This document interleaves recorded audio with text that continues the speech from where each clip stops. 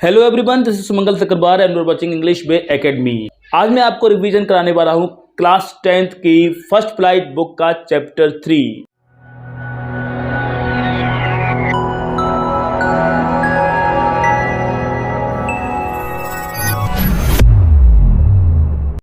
To stories of flying. दो stories दी हुई हैं और दोनों स्टोरीज मोटिवेट करती हैं कि हम अगर कोई काम करने से डरते हैं तो किस तरह से उस काम के लिए हम ओवरकम कर सकते हैं। यहाँ पर दो स्टोरीज है, जहाँ पर पहली स्टोरी एक सीगुल की है जिसे उड़ना नहीं आता है और बाद में उड़ना सीख जाता है, और दूसरी स्टोरी एक यहाँ पर पायलट की है जो कि कहीं फंस जाता है और उसे रास्ता नहीं मिल पा रहा है और किस तरह से इस डर को वो ओवरकम कर पाता है, इस बारे में वो स्टोरी है। तो पहले पार्ट के स्टोरी की समरी कर लेते हैं।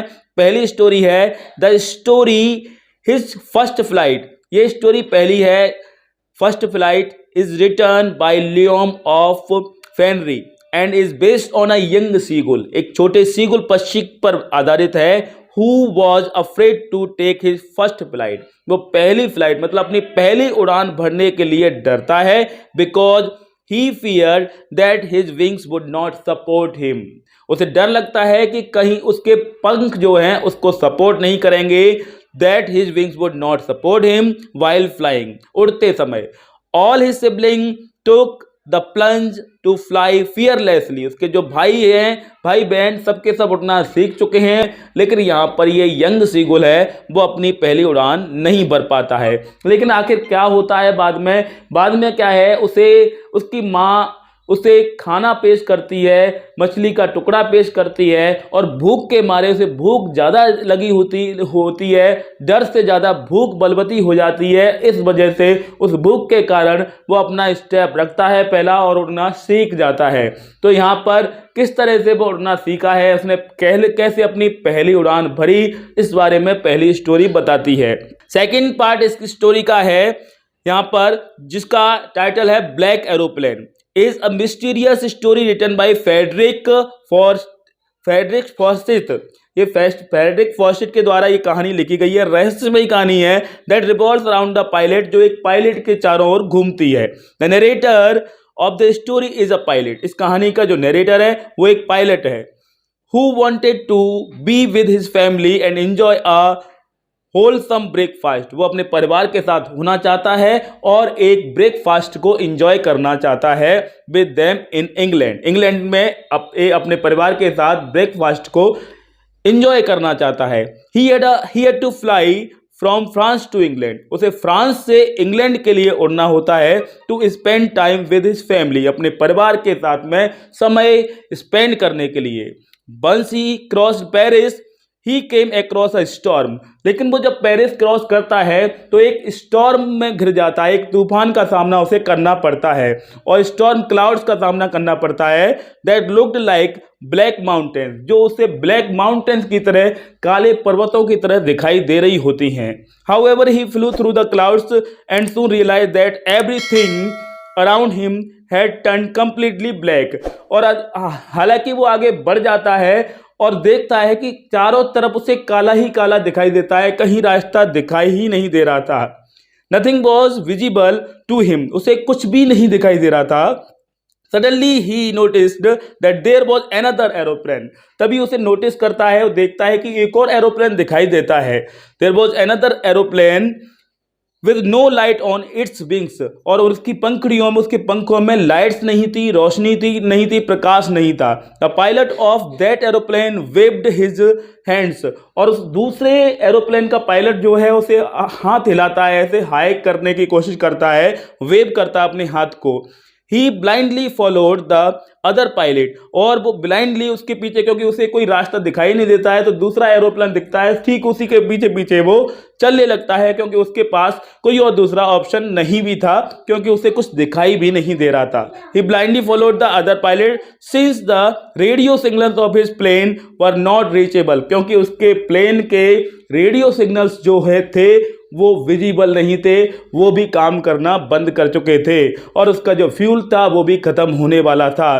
सून he passed through a dark clouds, फिर वो डार्क क्लाउड जो अंधेरा था उससे गुजर जाता है, आगे बढ़ लेता है और सेफली रनवे पे पहुंच जाता है, सुरक्षित रूप से अपने स्थान पर पहुंच जाता है। Upon landing he inquired at the reception about, और जब वो नीचे उतरता है तो रिसेप्शन रूम पर जाकर पूछता है, इंक्वायरी करता है कि वो दूसरा पायलट और दूसरा एरोप्लेन कौन था जिसने उसे मदद की। In such a critical situation as he wanted to thank him, क्योंकि वो उसे मिलना चाहता है, ऐसी खराब स्थिति में उसने उसकी मदद करी तो उसे वो धन्यवाद देना चाहता था। लेकिन रिसेप्शन रूम में जो वुमन बैठी थी उसने कहा कि आज तो कोई दूसरा एरोप्लेन था ही नहीं, मतलब आपके एरोप्लेन के अलावा कोई भी अन्य एरोप्लेन था ही नहीं था।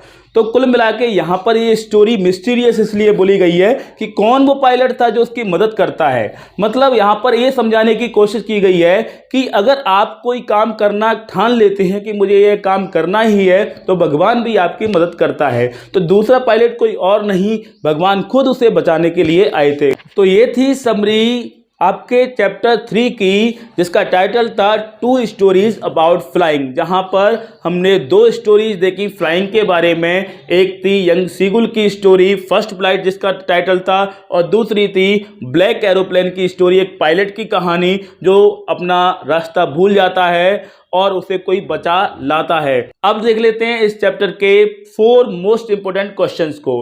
आज मैं इस चैप्टर से केवल 4 मोस्ट इंपोर्टेंट क्वेश्चंस बताने वाला हूं। सबसे पहला मोस्ट इंपोर्टेंट क्वेश्चन है इस चैप्टर से, why was the young seagull afraid to fly. जो युवा सीगुल था वो उड़ने से क्यों भयभीत था, पहली उड़ान भरने से क्यों भयभीत था। इसमें और भी क्वेश्चन जुड़े हुए हैं लेकिन मोस्ट प्रोबेबली ये क्वेश्चन इतना ही आने वाला है। वैसे तो इसमें और भी क्वेश्चन जुड़े हुए हैं। Do you think the young seagull young birds are afraid to take their first flight, मतलब लॉजिकल क्वेश्चंस कुछ और जोड़ दिए गए हैं कि आपको लगता है कि सारे पक्षी उड़ने से डरते हैं, क्या आपको लगता है कि ह्यूमन बेबी जो होता है वो भी पहले कदम रखने में डरता है। तो ये लॉजिकल क्वेश्चन है, इसको मन से बनाया भी जा सकता है लेकिन मोस्ट प्रोबेबली ये क्वेश्चन इतना ही पूछा जाएगा, why was the young seagull afraid to fly.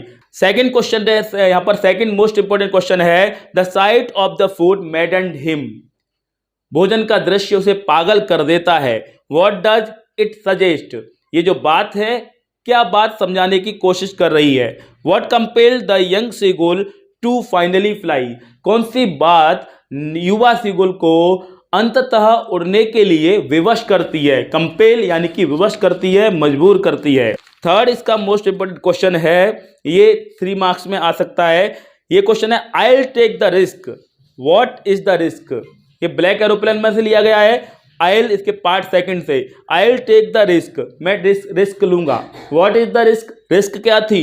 Y does the narrator take risk, और नरेटर रिस्क क्यों लेता है।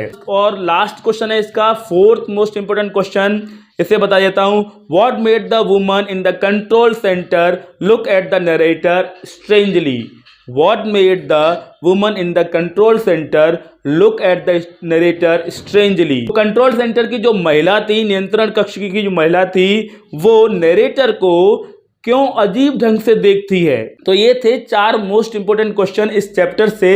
अब इस चैप्टर के बारे में आपके मन में कोई भी डाउट है आप मुझसे कमेंट बॉक्स में पूछ सकते हैं, उसका जवाब आपको निश्चित ही मिल जाएगा। ये वीडियो कैसा लगा कमेंट बॉक्स में जरूर बताइएगा। अगर ये वीडियो अच्छा लगा हो तो लाइक जरूर कीजिएगा, और अगर आप फर्स्ट टाइम हमारे चैनल पर आए हैं तो चैनल को सब्सक्राइब कीजिए और उसके बाद बेल आइकन को क्लिक कीजिए ताकि आपको टाइम पर इसी तरह के वीडियो को नोटिफिकेशन मिल जाया करें। इस वीडियो को शेयर करना बिल्कुल नहीं भूलिएगा क्योंकि ऐसे बहुत सारे स्टूडेंट का भला होने वाला है इस वीडियो को देखने से, जिनके लिए ये वीडियो बहुत ज्यादा हेल्पफुल हो सकता है। That's enough for today, thanks for watching video.